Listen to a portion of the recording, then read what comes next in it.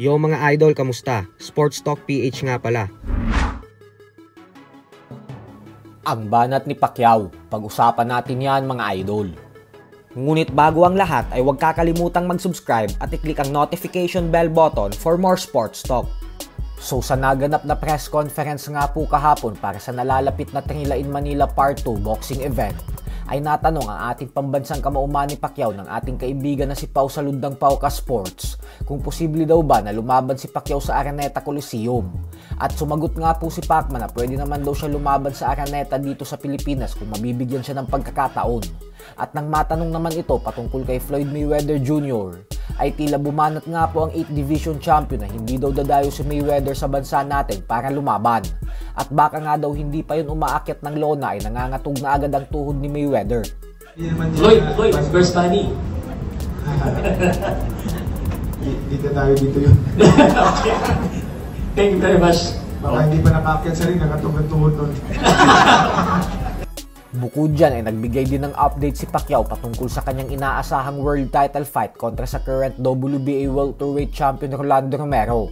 At dito nga po mismong ibinunyag ng ating pambansang kamao na bagamat hindi pa naman daw opisyal ang kanilang bakbakan, ay kasalukuyan na umano silang nasa ilalim ng negosasyon kung saan fina-finalize na daw nila ang kanilang laban. Kaya naman ibig sabihin po niyan ay nasa huling bahagi na sila ng kanilang negosasyon bago ito tuluyang opisyal na maging kasado. Sa kasalukuyan po kasi ay abala pa si Pacquiao para sa golden anniversary ng Trilain Manila. Dito talaga siya nakafocus ngayon. Kaya posibleng pagkatapos ng event na ito ay dyan nalalabas ang mga detalye para sa Manny Pacquiao versus Rolando Romero. Sa kabilang banda naman mga idol ay patuloy nga po ang pakikipag-sparring ng ating pambato na si former WBO Bantamweight Champion Janriel Casimero sa bansang Japan bilang preparasyon niya para sa kanyang paparating na laban ngayong buwan kontra kay Kyonosuke Kameda. At talaga naman nga pong bugbugan ang naging sparring ng dalawa sa footage na ito na in-upload ng Cuadro Alas It's My Boy, kung saan sinabi mismo ni Casimero na lightweight fighter daw ang kanyang kasparring dito at na pwede din naman daw pala siyang lumaban sa 135-pound lightweight division kasi basic lang naman daw pala ito sa kanya. Boom!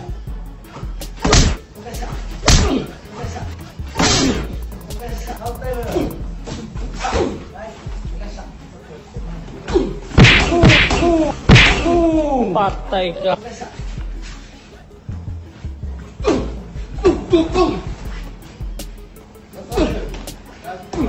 Boom!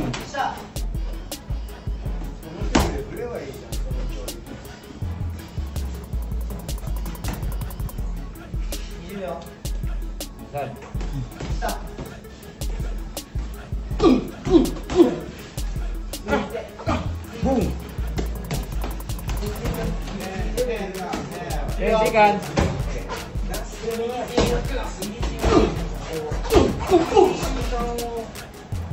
Okay.